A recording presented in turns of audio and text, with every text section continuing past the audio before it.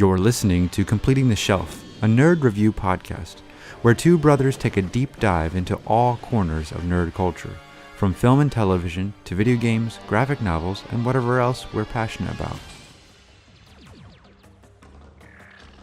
Welcome to another episode of Completing the Shelf, where we talk about the only part of the entirety of the Transformers franchise that actually matters, Beast Wars. Really, the only thing worth anyone's time is this show. The movies, nope. The older shows, nope. I don't care if you're an 80s kid, it doesn't matter.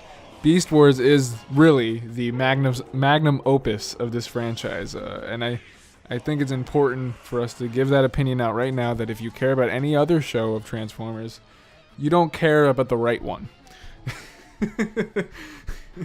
Obviously I agree, and it even made the original Generation 1 Transformers relevant in the 90s and not as corny. All it does is it really just cements the old stuff as just like ancient artifacts to be referenced to, but never be actually used at the source. That's all. It's kind of like how we view like ancient Egypt or whatever. Like we don't care that much. We just reference to it a lot. That's true.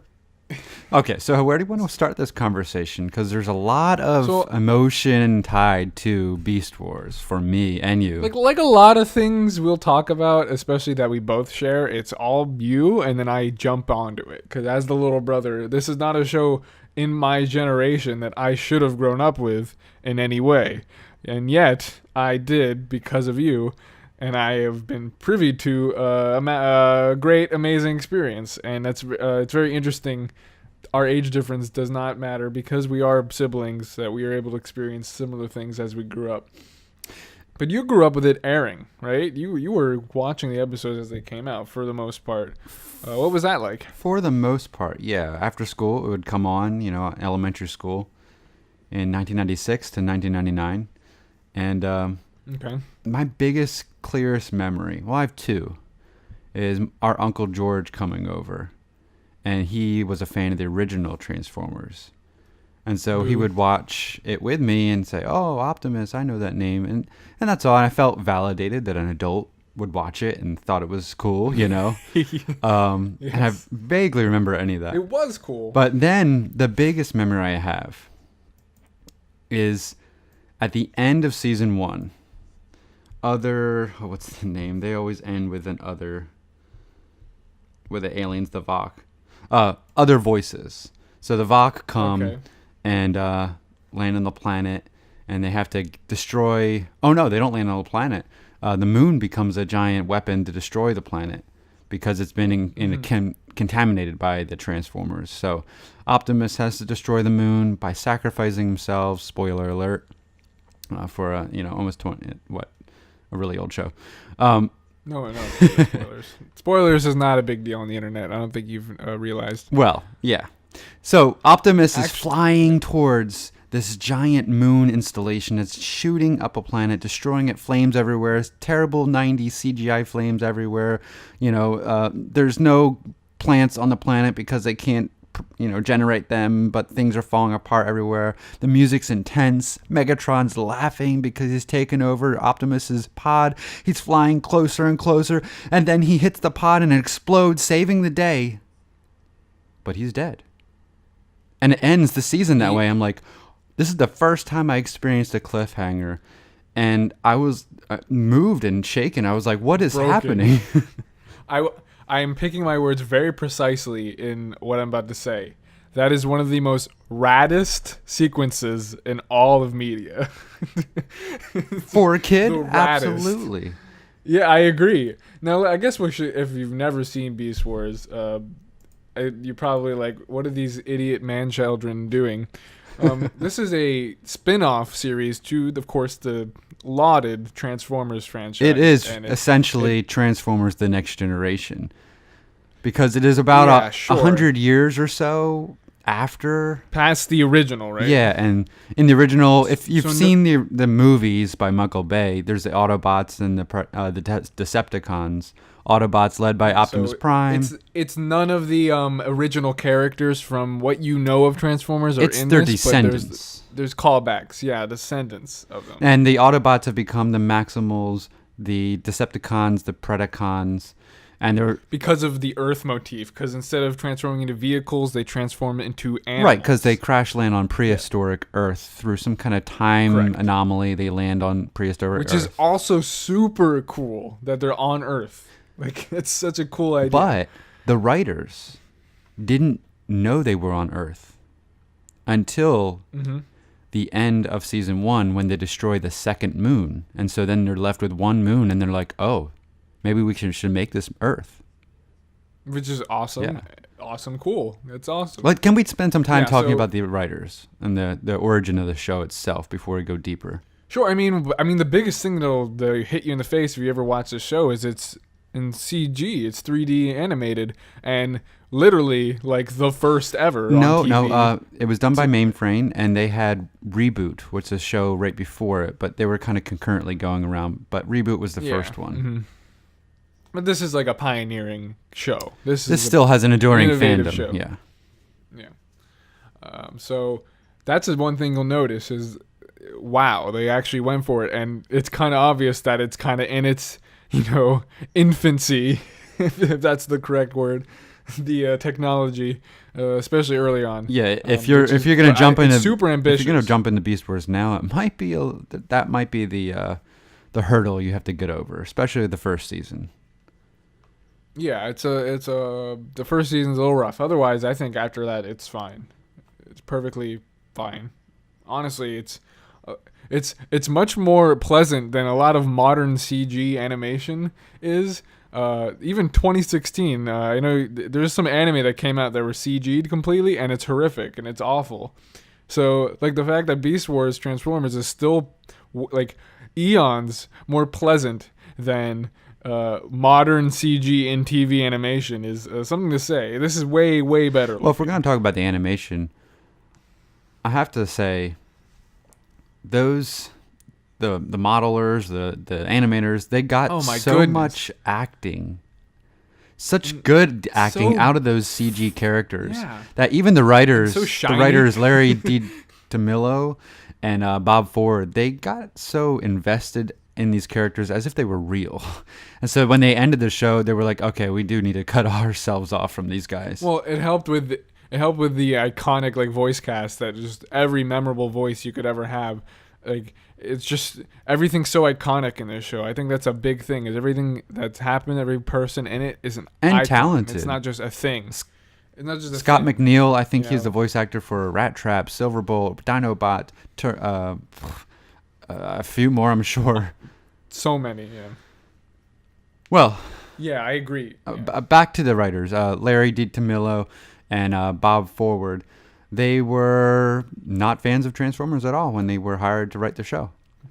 So they came in and they were just going to, write about these characters. And the amazing thing, and consider this is 1996 when it airs, so it was like 1994 or 5 when they're working on it.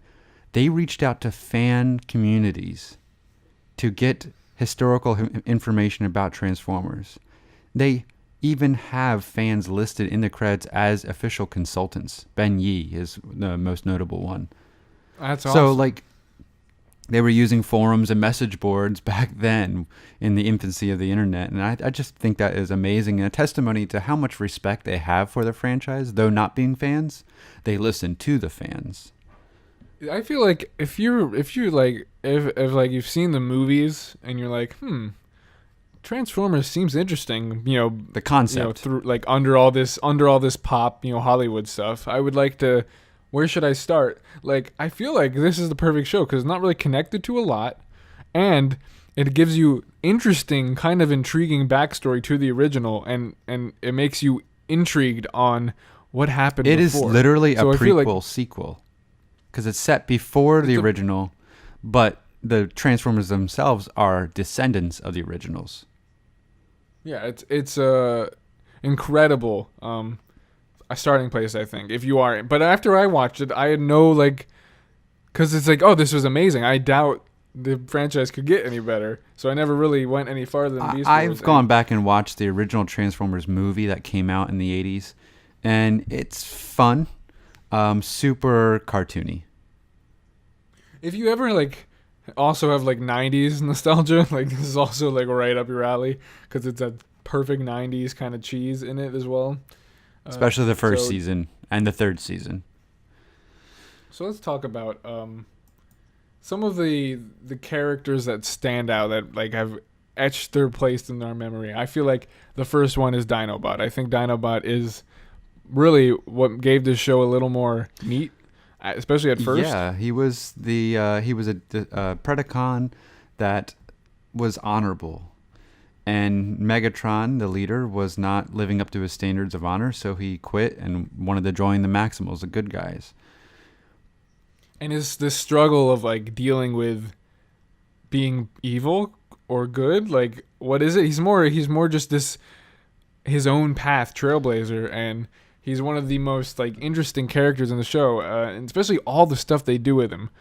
He's forgive the Star Trek reference. He's a Spock / Worf analog.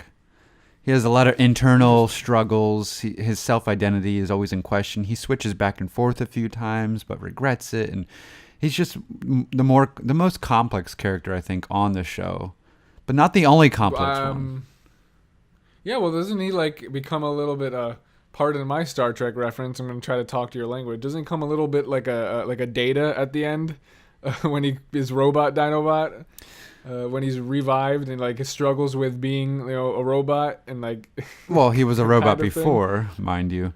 Well, you're talking about what I mean. Transmetal 2 Like, Dinobot, and I don't know if there's a Data aspect there, but it just heightened the split personality. And Tommy, there's a big controversy with Dinobot 2 and a whole unaired episode that Mainframe didn't allow because it was too dark. That was going to introduce an internal struggle for the Dinobot 2. We can talk about that later if you would like. You can talk about it now. It's fine. Sure. I'm The interested. episode, if you're a Beast Wars fan, you know about this, but the episode was called Dark Glass. And in it, well, previously Dinobot had... Where would this have aired? in the Like third season season. 1, 2, Third 3? season. Third season. In okay. the second season, Code of Hero, Dinobot is killed by Megatron. And super cool, emotional episode. Like, that's a episode really too, powerful yes. episode. Yeah, um, very good episode. yeah. So Rat Trap never recovers from this loss. And in the third season... Well, yeah. Well, actually, in the second season, we see a little hint planted. Dinobot downloads something from his brain into the ship computer before going out and sacrificing himself to save early humans. And in the third season, Rat Trap finds that in the computer, and he goes and installs it into Dinobot 2's matrix.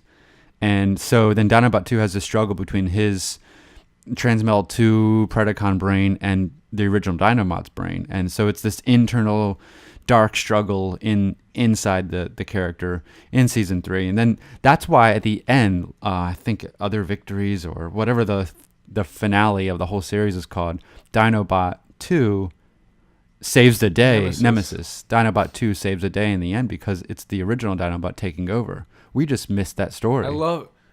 It's such a deep character in such a silly show. Like, well, okay, you know what I so mean? that Like, was a it's big conflict because Mainframe and Hasbro really, the toy company, they were strict. They wanted to be goofy. There had to be gags. There had to be stupid, silly, cartoony stuff. But the writers, they were trying to do a drama. And so there was conflict there. That's why this episode never aired. And then, the script for the episode got leaked online and fans got up an uproar and, And so the writers didn't move on to do Beast Machines because they just had it with the creators And or the remember, powers that be. Leaked online by the era of like what, early 2000s? No, this is 1999. 1999. This is leaked online and fans They were had to in get it uproar. out there before Like, the Y2K bug. Think about that. Internet culture surrounded this show back in the late 90s. Like that's amazing to me. That whole culture is just so amazing that I don't like. That's because the internet is so not a thing yet. Like it's such a weird corner thing. Yet this show is like one of the first tentpoles of like that type of culture. That was airing like modern, like it was airing and people latched onto it while Talking it was about the new. fandom, I mean, I've been born and bred a Star Trek fan, but Beast Wars was my real deep dive fandom. First to sci-fi, right? Is that your first like sci-fi Well, love? Star Trek is. But the first time I interacted okay. with, tons of fans online base. regularly and wrote fan fiction and fan art and This is a veteran, dude. and This is a and veteran. spend every Saturday on AIM talking to people around the world about Beast Wars. Oh, I love it. I want to dive into that a little Okay. later. Maybe we can talk about the show. I want like all the nuts and bolts to that. But one thing I really enjoyed about this show, and this might be something you don't relate to. This is something I feel about a lot of shows. There's a show growing up I watched called Shaolin Showdown. I've which heard was of it. A Cartoon Network show. It's all about there's these mystical items, and it's always a battle of who has more. And the show always reminds you, oh, I have this one, and that one, but they have this one, and they all have different powers. And something about like that dilemma between the evil and good is so interesting, and like I don't know, like OCD satisfying to me. So the constant like let's go find the new guy to join our team, so we have another like power versus the Decepticons, like that race to find a new stasis pod to revive a team member. It was just satisfying to like map out who has more than this person, who's more transmetal than this, like that whole like struggle of, I don't know, like I know it's like totally to sell toys because they have more characters, but like that struggle. Well, that was so the satisfying brilliance to map. of the premise, right? So two ships come out of a space anomaly. They are damaged. They're firing at each other. They crash on the planet. But the Maximals launch most of their crew that are in stasis into orbit. And so anytime they want to spice something up, a stasis pod can crash and a new character's in the mix. And those are like super fun episodes, and like I got like, this is how obsessive I would get. Like I would draw out like a timeline of who on each side had who characters, then someone Really? would die, and now it's like 5 or 6, and then someone would gain someone, now it's 6 for 6, and like that. I just love that numerical battle of like who's the strongest. It's super super cool And like nerdy. dilemma. Yeah, like, and this is a kid. Like I was just like, that's something that's always fascinated me. Is just the basic numerical like challenge against it. And all the characters are great in this show. They're all fun. They're all goofy. They all have their own little memes that are just like, that just We're all gonna like die. warm your heart upon memory. Go Oh, ahead. I was just doing one of the Rat Trap memes. Oh, I didn't hear it. Like just every character essentially has something fun about But them. they all have a layer beneath the surface too, and that's what I really appreciate. There's so many characters and so many ones that are So we good. talked about Dinobot. Can we move on to another one? Yeah, pick one. We got to go Rat Trap after Dinobot, of course.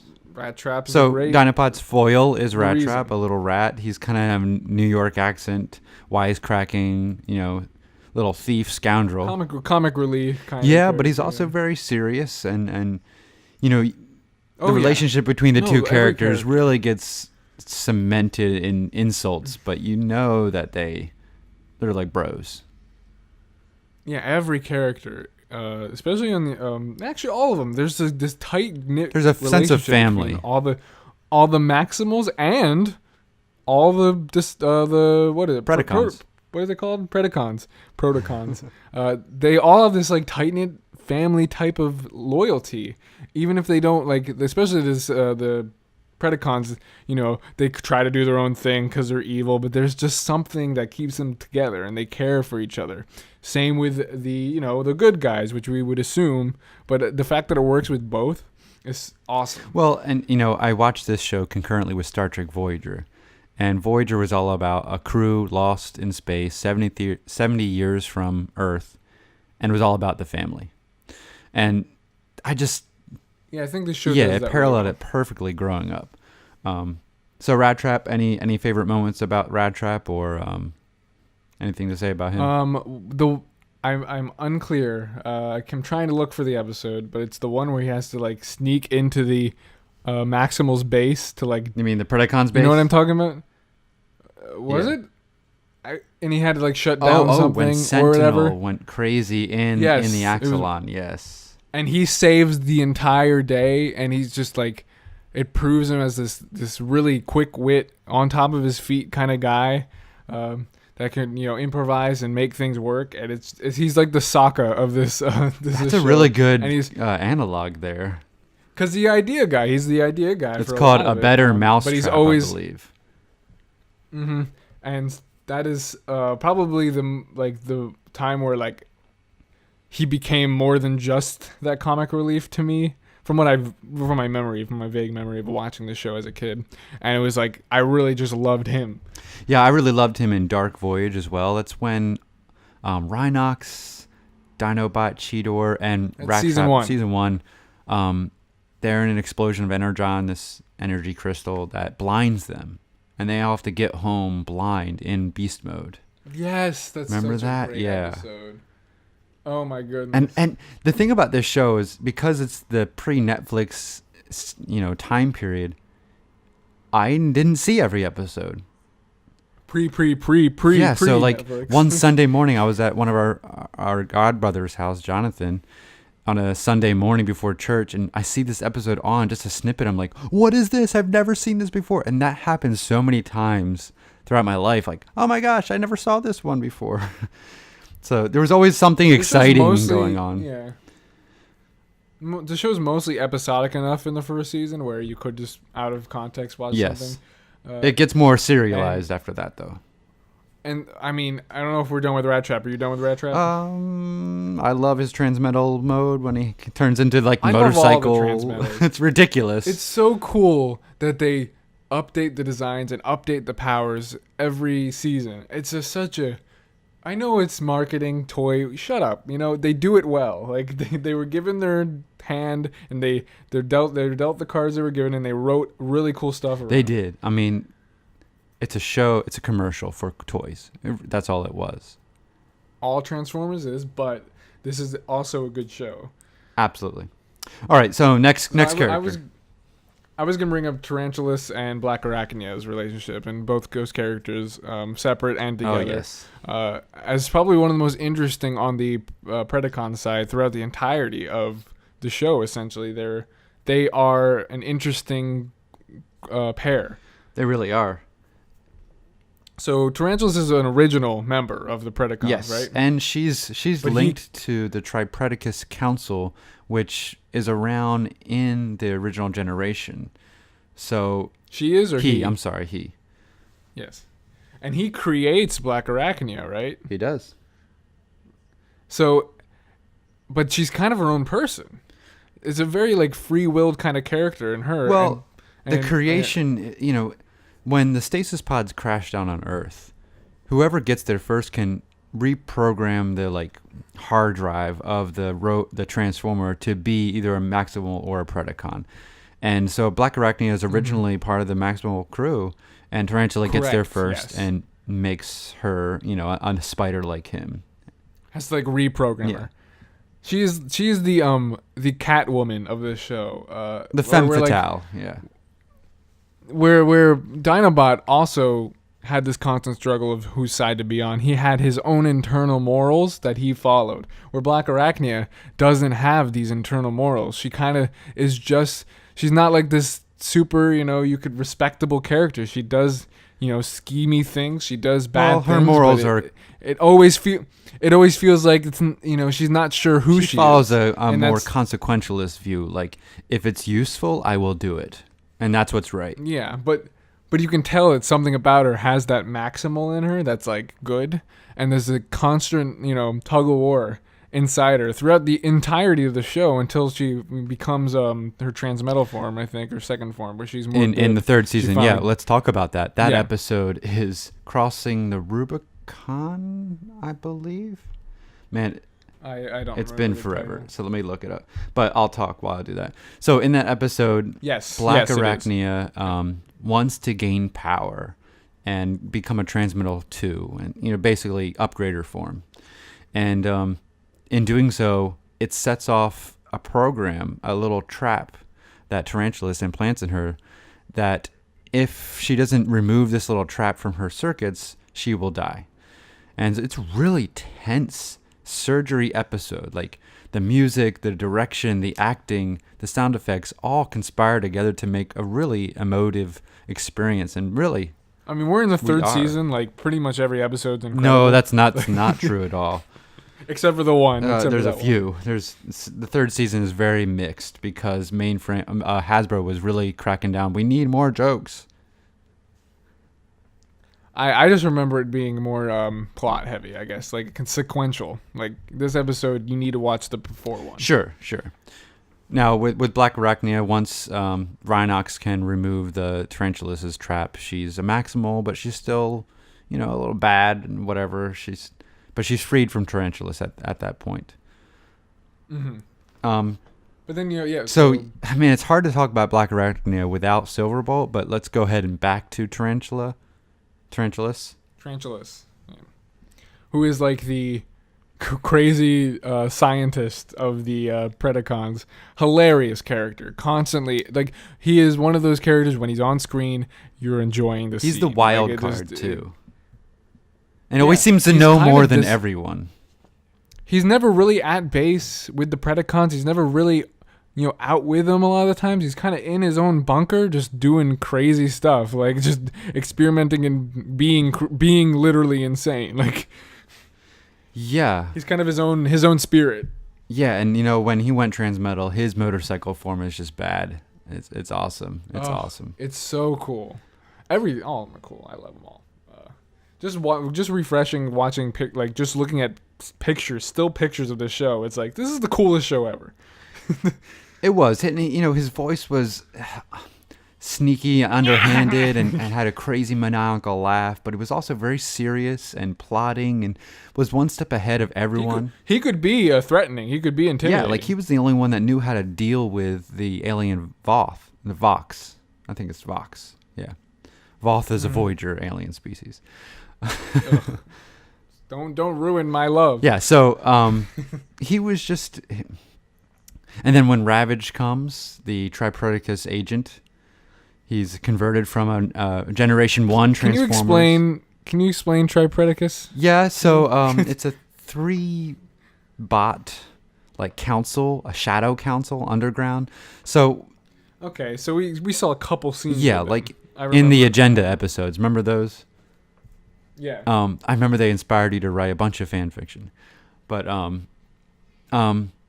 in that episode, we kind of have to infer, and that's what I love about the show. You don't get rich, detailed history. You get peeks into what's happened since the original Transformers. But since the original Transformers, the Maximals and Predacons have made an alliance, and the Predacons are just kind of playing nice out and open in Cybertron society. But secretly, this Tripredacus Council is trying to, biding their time to retake Cybertron. Tarantulas is in line with them. So it's a larger scale operation than what the show is really about. Yeah. Plants as seed, it builds the world a little bit, then goes away from it. Okay. One thing you talked about peeks into a deeper narrative, and I think that's the perfect way to make a kid's show that is still super fun for a kid to watch, but also the parents can sit down and also enjoy it. That's it. Like, you don't want to make it too crazy deep narrative where it's just you lose all the kids, but you also have just this interesting kind of subtext, kind of world building around it that some adult could walk in and also enjoy it for different reasons. And I think not enough shows do that. I think it's either one way too kiddie or way just too adult and morose. And they need to strike that middle, because either you there's no substance and you just can't enjoy it as an adult. It's just basic. Or the other thing is there's no fun, and there's no fun of watching it. There's nothing fun about it. It's all just dark, and I don't like that. I think you're describing the Avatar series, one of our favorites. There's a middle, because it succeeds in the same way. There's this middle ground where here's this cool lore, this cool world we're building, and we give you peeks just enough to get interested and think about at a deeper level, but also here's the fun parts and the basic cool robots shooting each other that scratches that itch for that surface level guy, just blow it up. Every guy has, mostly. I don't want to generalize, but that's something that really just comes at a primal level. I really like that. I really like that about this show. You sparked in my head by talking about that. we can go into Silverbolt now because he's probably the funniest character. Did you get your other pun? Sparked. He employs a strategy of comedy I love, which is called this serious comedy, where everything this character does is meant. Well, he's not really that straight man. He's kind of wacky and goofy, but everything he does seriously, and with no joking. But what he's doing is really funny. Yeah, he's the like knight in the shining armor. He's naive, but he's bad at it. He is. But okay, let's talk about his form. Yes. Season 2, Aftermath. And then he's a later introduced character. He's not the original core. Well, yeah, he's in a stasis pod and crashes on the planet. And after that explosion that Optimus uses to destroy the moon, a lot of characters turn transmetal. So their outer forms get mutated into more metallic forms. Don't look as animal. They lose their organic forms. But he becomes a fusor, which is a fusion of two different animals. So he's an eagle and a wolf, a silver wolf. Okay. And so they're called a fusor. Coming of the Fusors. Super cool looking character Very design. cool. Character design shows incredible. So cool that years after I stopped watching the show, I had to get the toy just to have it. Not to play with it, just to have it. You're talking to the right crowd, okay? Well, I had to have it on my shelf. Yes. We don't play with toy, not anymore. It's all about the amiibos. Speaking of shelves. It's all about just getting it. Speaking of shelves, Beast Wars were like the only things I put on shelves besides books. Like I had shelves above my bunk bed when you were 2 and we shared a room. Do you remember this at all? Mm-hmm. I don't had to keep them way up near the ceiling because I didn't want you going after them. Well, I was a child. I don't want to hear any hard feelings from you because I was a almost infant toddler. This is true. So back to Silverbolt. Do you have any favorite moments? Every moment. I mean, it's all great. I mean, every time he's on screen, that theme plays, and it's just every line is hilarious. Even if it's serious, it's just so great. He's such a morally upstanding goofball. It's and he doesn't mean to be a goof. There's one episode when Black Arachne and him are trapped and they're trying to walk home. They're still enemies, and they're walking around. And this is when Rampage comes, and they're freaked out. It's kind of like a Halloween episode. Rampage is like the Venom. He really is. He's the deranged serial killer. I'm doing really good with these analogies. I just want to say. So Silverbolt and Black Arachne are walking. It's moody out. There's mist in 90s CGI. It did very atmospheric, and then all of a sudden, this aesthetic of this show is just Black Arachnia looks up in a tree. She sees Tarantulas' arm hanging down. She screams, and Silverbolt says, "Do not fear. He's been disarmed." And then the arm just falls down because Rampage tore apart Tarantulas. Just a great line. Do not fear. He's been disarmed. I think Silverbolt's best episode where he shined the most is Transmutate. Do you remember this one? I'm reading up on it as you speak, so go on. Transmutate was an episode about autism. They did a whole serious thing, and there was lots of press about parents with their autistic children having discussions about this and just really talking and even non-autistic children talking about differences and abilities and things like that. It was a message episode, but it didn't hit you over the head. Well, no, there wasn't much of that in the show. That is kind of the way I would describe my timeline mapping. Very it's such a weird thing to do. But it was a really affecting episode, and Silverbolt was the moral compass, I guess, in that episode. Because all the other Maximals wanted to destroy it because it was powerful, transmutate, but also a danger to itself and everyone around it. Silverbolt was the moral compass there. So, okay, I'm sorry. I'm reading up on the wiki because I'm prepared. And on Code of Hero, it says in Code of Hero, it says it's the episode that catapulted Dinobot into the Transformers Hall of Fame. Is that a thing? Well, I think... Yeah, it's canon. It's created by Hasbro to honor those most influential characters in Transformers. Dinobot and Black Arachnia are the two characters from this that live on beyond this series and beyond Beast Machines. Really? Okay, cool. Oh God. Let's keep on moving. Rhinox. Rhinox, very like the father, the leading voice of the Maximals. No, he's not the father. No. Well, not like- he is the crazy uncle that is silent. You never know what's gonna happen. He's a mystic. That's how he's been billed. The Uncle Iroh of the show. Yes. I got there. I got there. The analogies get there. He drinks Energon tea. He definitely like is that kind of like habitual like hobby kind of guy, like Uncle Iroh is, but also can be very wise. He's the background Maximal that's always there, and over time he became one of my favorites because, I watched the show a million times. You notice more about him. He literally never changes, right? He's always in his original form, no transmetals, no whatever. They destroy him completely in Beast Machines, make him a bad guy. Oh, I don't want to get into Beast Machines. Disservice. We talk about good things here. I'm sorry. I'm still wounded. It's a very. I've watched the first episode of that show, and it's the biggest tease. Thing. The first episode is the biggest tease ever because it's like, oh, maybe this is going to be the same.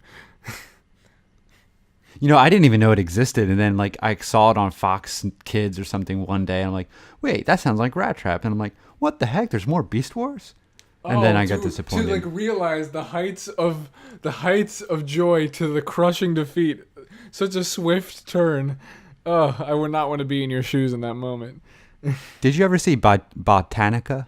No, I have no idea what you're talking about. That was a character. She was a plant transformer. Cool idea, but anyway, back to Beast Wars. So Rhinox, do you have anything else to say? I love his weapons, his chain guns.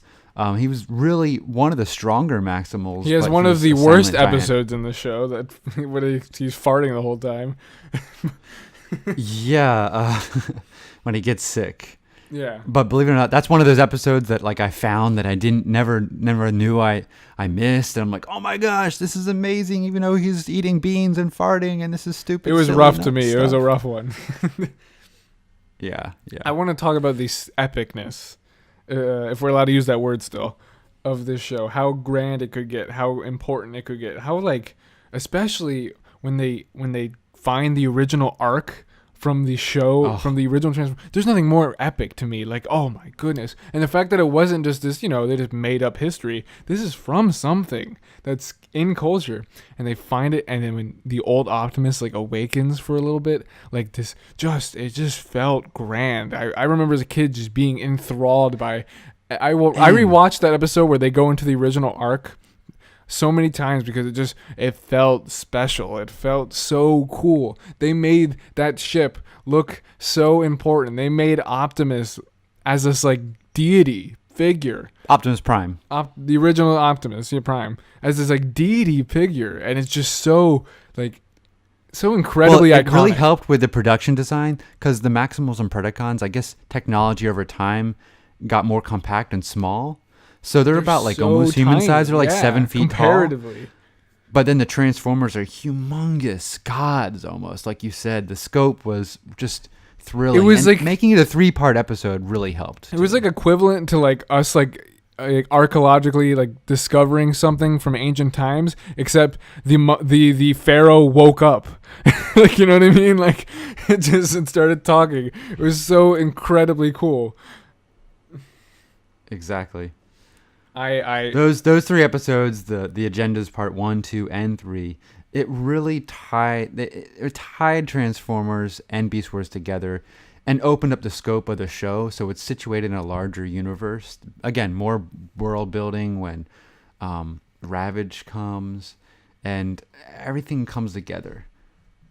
The Ark, we should tell the Ark. The Ark is the original Optimus's, from the original show. Autobots ship that crashes on Earth, in prehistoric Earth. It lays dormant in a volcano for thousands of years until the volcano erupts in 1984, and boom, you have the original Transformers show.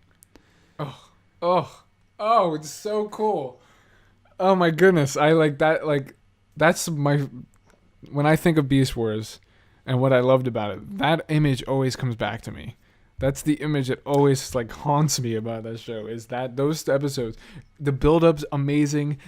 This location that they're in, never been in before. So it's this unique location too. Not just that, but it was Bob Forward, one of the creators of the show, and he's just a writer. He directed the episode, and after many rewatches, you see the camera like go out of focus of background characters, and it's just shot more like live action and darker lighting. Just everything's a lot moodier and darker and just cinematic. I guess that's the best word for it, cinematic. For the sake of time, I want you to list for any criteria at all, just favorite characters, and then like a sentence. It could just be how they look, how they act, something cool they do. Jeez. I guess Rhinox, Rat Trap, Depth Charge. We haven't talked about Depth him. Charge is the coolest looking out of all of them, and he's so late into the show. I wish I had more of him, but he's so like, I'm sorry, I just can't even. He's like a manta ray, right? He's a stingray. And no, he's a manta ray. And he's like this. What do you call it? Like a mercenary type, kind of on his own, but like So that's another piece of the world. He's like the Falco of this show. He really was. He looks like Falco. Because so here's the backstory. The backstory of him again enriches the series. He's been sent to find Weapon X, which is Rampage, and Weapon X destroyed a whole colony. And Depth Charge was the security officer on the colony. And so he failed. And so he's on this mission to redeem himself and then crash lands on prehistoric Earth. And actually, so much richness. You're watching Cowboy Bebop right now. It's very Jet. Because Jet is an ex-cop. And a lot of it's dealing with his past. So and he's also older than everyone else. So it's another analogy I could use. He's cool. Sorry, I interrupted. That's just we need to talk about Depth Charge. Any other ones? Rampage is wonderful. Psychotic, evil. He's a cannibal. He eats other Transformers. Like just ridiculous, and it really captured my imagination, especially in some fan fiction too. Him and Depth Charge. That struggle. Tigerhawk is a big one for me. Probably the coolest looking. You liked him more than I did. His character design to me was super cool. He comes really late, so you don't get to know him a lot. He's the fusion of Tigertron and Air Razor, right? You got it. And after they died, their like souls combined and they create this. And he's just so cool. He's just so cool looking.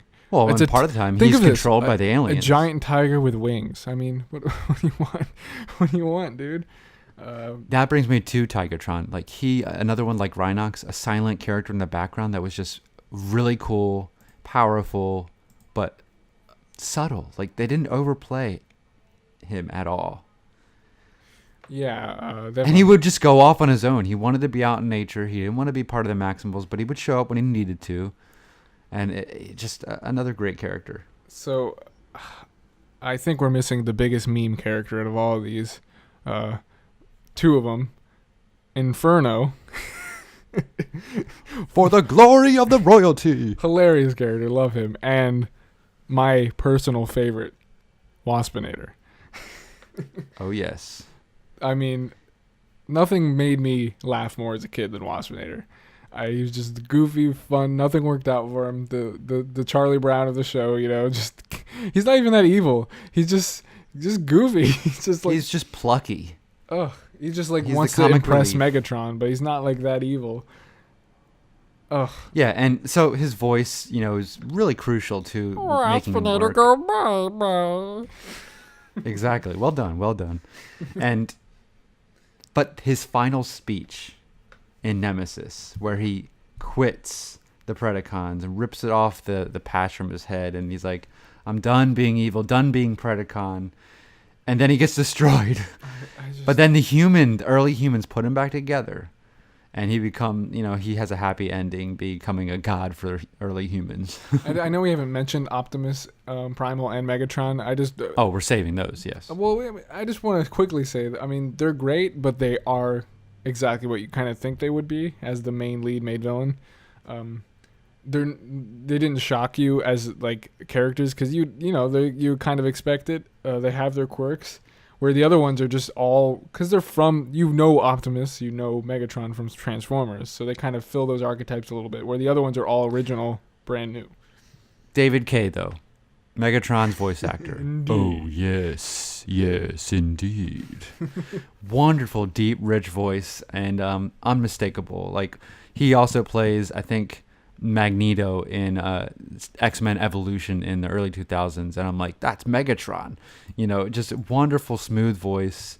And I know a lot of fangirls when I was involved with a fan community were crazy over. We're gonna get there. We need to get there. We need to hear about. This might have to be a two-parter, Tom. No, I want the details. I want everything you can possibly remember from the fandom of Beast Wars and your involvement in it. Right now? Yeah, go for it. Oh, okay. Somehow I stumbled upon Beast Wars International. BW. It's like a fan site, right? A fan site Super run by this archaic fan site from the early 2000s. Yeah, it's right. And the owner is still paying for the space, so it's all up on there. That's the best. bwint.net is the website, and I just actually went on there a couple weeks ago, just like, I need to be nostalgic, and fan fiction's still up there, my fan art's still up there, and just threw me back in time, and the forums are still being used by people that I was interacting with back then. I'm not gonna engage anymore, but it was cool to see it's still kind of there.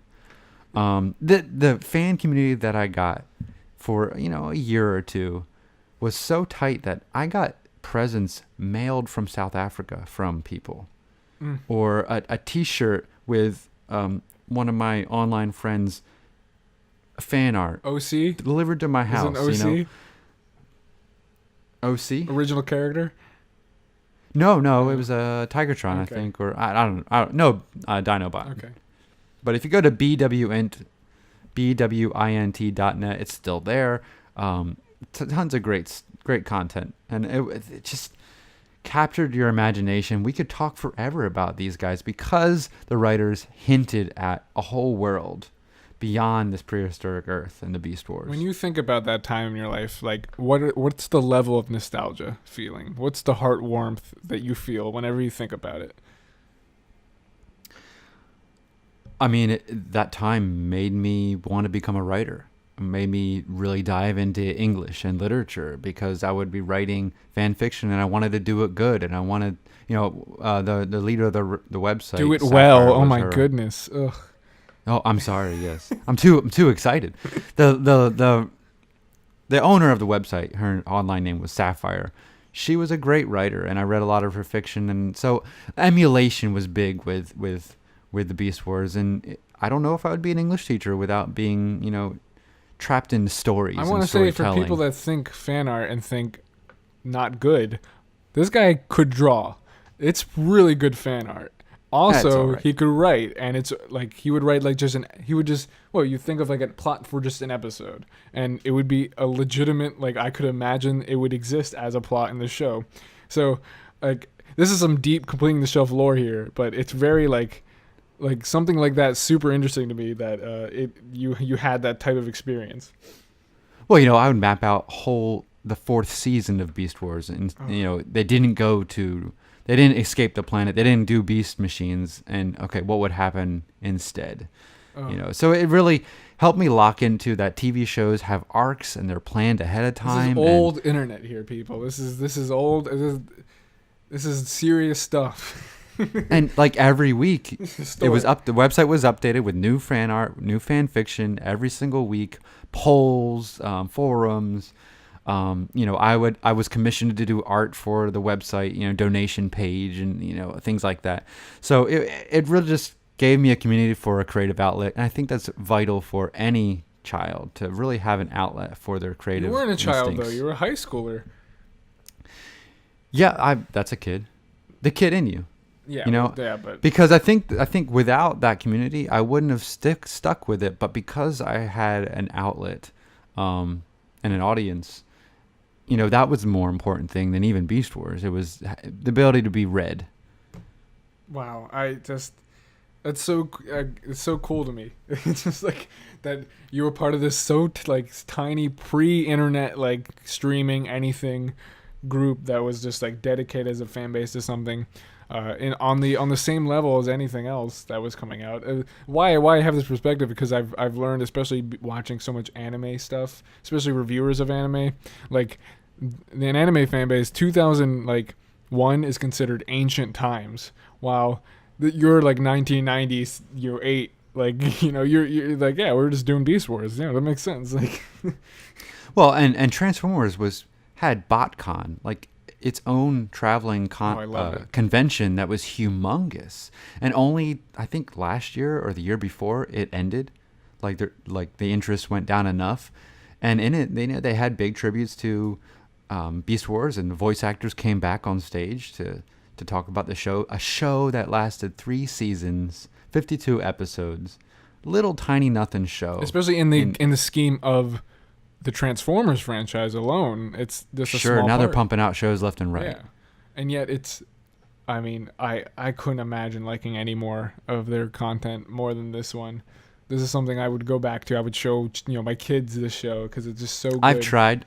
I've just like on a lazy Saturday or something, I put on a Transformers Prime or something, and I'm like, this is stupid kid stuff. Like there's nothing there. Yeah, Beast Wars it was a drama. It was a war drama. Maybe it's just where nostalgia goggles blinding, but I really truly believe there's more to this than meets the eye. If it stopped at the first season, did you really just ignore that? I missed it. Okay, I'm gonna say it again. No, I heard it. Okay. I got it. Yeah, more than meets the eye. Very good. Very good. Oh man, wax right over my genius. I had a similar thing growing up as in Pokemon. So Pokemon's like, when I think about Pokemon, like the nostalgia like is so powerful to me. It like hurts. Like like the most emotional I can get is when thinking of Pokemon nostalgia. That's why I was interested in this, because it felt like a similar type of thing you were doing. Oh, Tommy, I was so in it. eBay. I had to get Inferno. This is early 2000s eBay. I got on eBay, found Inferno for $70. Only in Japan. From Japan. Bought it. Like, I'm a kid. Like, where am I getting this money? I'm saving birthdays and stuff. Whatever. Get it in the mail. I'm like, oh, this is awesome. His tail spins and everything like that. Doesn't look exactly like the show. A little disappointed, but whatever. The next week cool. that it came in the mail, I go to the mall, KB Toys. There's Inferno for $7.50. I just want to live in a world where I could go to a store and see Beast Wars toys. I know they had a little bit of a period where they released Rhinox, I believe, recently. And Rat Trap. And Waspinator. I just. And every year they release like a new Optimus. I want to walk down and see a Beast War aisle. That's the thing I want most in life. Because there's also, we didn't even get into like the expanded universe of this show with all these characters that are canon, but not like in the actual television show. Yeah, there's comics that go along with it. I have one Beast Wars comic. I've read it. I liked it. Pretty cool. Yeah, pretty cool. What's cool about it is that you just get to see more of your characters from the show, not the other characters. I don't really care about them, but man, the imagination to show sparks, because any animal could be a Transformer. It's right. An OC. So imagining what a rabbit would transform into, what would that look like? You drew so many original characters for the show, and they all look so cool. Especially to me as a kid, like I was like, oh, like you helped me love the show more because of that, like addition to it of all this just extra cool stuff. Like you were able to appreciate it enough to like make me equally appreciate it as a child. Like it was impressive how you did it. I don't know how you did it. The show did it, right? And I just talked about it. Yeah. I feel fortunate to be as young as I am in this generation to like still have the experience of watching the show as a kid. We haven't mentioned every character yet. So Quick Strike, goofy Western character, but cool design. A scorpion and a cobra. Yeah, but the design was cool. Yeah. Scorponok, he was weak too. Pterosaur, kind of a Starscream analog from the original series. Very. Yeah, but you know, Cheetor. Can't forget Cheetor. Cheetor. Yeah, the teenager of the Maximals, and he was cool too. And he got darker. He was the most. I love his feral scream episode. He was definitely the '90s character. Oh, for sure. He would talk about lasers and roller coasters on Cybertron, and but when he became a feral, Transmetal 2, that his character got interesting then too. I just want to stress how cool this show looked. I want to stress every character looks amazing, especially when they get Transmetal. They're the coolest looking things ever. The forms that don't work for me are Optimal Optimus, where he kind of fuses with the original Optimus and gets like a beast mode, but to me, also it's so like goofy. a car I mode. love it. And then Dragon Megatron is a little too far, I think, because Megatron's dinosaur mode was just his Transmetal 2 is probably the perfect model on the show. They're all colorful. They're all distinct color palettes. I mean, they're all shiny looking. Well, and do you have any last thoughts? Do you have a favorite episode? I don't. I told you already. The agendas. Yeah, it's my favorite. And maybe after I rewatched it, another one I'd like more, but that's the one that I immediately pops up. So I feel like that's the one that left the biggest impact. Yeah. I would have to agree. Those are the best, along with Crossing the Rubicon, the one where Black Arachnia becomes a Maximal. We already referenced that one. Dinobots final episode. I have to. Code of Hero. Oh yeah, that's number one. I have to say, Go with the Flow. So that's a third season episode. That was gonna be the Dark Glass episode where Rat Trap installs. It's the worst thing ever. It's a terrible episode. It's just ridiculous and cartoony, and it really shows that the meddling toy company can really ruin a show. And if they had more control and the writers didn't fight harder, everything's out of place. Character motivation's out of place. But you know what's weird? Beast Machines didn't have any of that goofiness. They got very serious. Because they intended to grow up with the audience, I'm assuming. Yes, yeah. And ruin it. Indeed. Okay. All right. Well, I'm sure we could talk about Beast Wars another time, but for now, we want you to go and purchase Beast Wars or find some way to watch it. Get it on your shelf. I might have to buy it. I mean, the toys are out there. You still can get them. They're fun to transform. My grandfather once saw me playing with one and said, "Oh, it's like a puzzle." Well, they are. I mean, imagine the tactile benefit for a kid. They are a puzzle. How do you turn an eagle into a robot with weapons? I mean, that's cool. And the tactile benefits for a little kid, their fine motor control, that's really can't be ignored. This is a show that I know a lot of people like. And a lot of people between our ages like that isn't talked about in any way. Well, we've talked about it. Hopefully they can get back into it. I think this is a show that deserves as much, fan craze as anything else. Like the original gets talked about more than this, and this is better in every single way. And if you want, where's my original? Like, there's Starscream shows up in this as a little bit, right? Doesn't he? The reason I called this, the Next Generation, is because it really mirrored Star Trek: The Next Generation. Like the rule in Star Trek: Next Generation, they couldn't reference in the first season the original series, but then as the series progressed and became its own thing, characters from the original series start coming back to enrich in the world, and that's exactly what happened with Beast Wars, and I think it benefited for it. Yeah, gotta plug Star Trek. Always. It's Star Trek, except it's short and not boring. Oh. So, I mean, yeah, I feel like we could go on forever about this show because it's just one of our favorites. I would like to rewatch it, like have us both rewatch it and maybe revisit it after a rewatch. I think it would be awesome to rewatch select episodes together. Either way. And then talk about it right away. Either way. Or maybe even do a commentary. Yeah, we could do that. Well, I think that's enough. We're over an hour now. Yeah. So get this on your shelf, your figurative shelf, because you will not just be disappointed. The first season visuals, you get past it, but then you'll get a rich universe with great characters and drama. So good. So Oh man. So you can email us at completingtheshelf@gmail.com, and please tell us about your favorite episodes and how Beast Wars affected you, or if you watched it and how how'd you react to it. You can also follow me on Twitter. I'm the one that's usually using our Twitter at Shelf Nerds, and maybe I'll dig up some Beast Wars stuff and just throw it out there to see how people get some react. of your fan art. Get some of your fan art on out there. It's all on the website still. Yeah, but that's an archaic website. Love to dig through. You should tweet out some of your old stuff. I'd like to see. Maybe I will. Yeah, maybe I will. You can also find us on SoundCloud.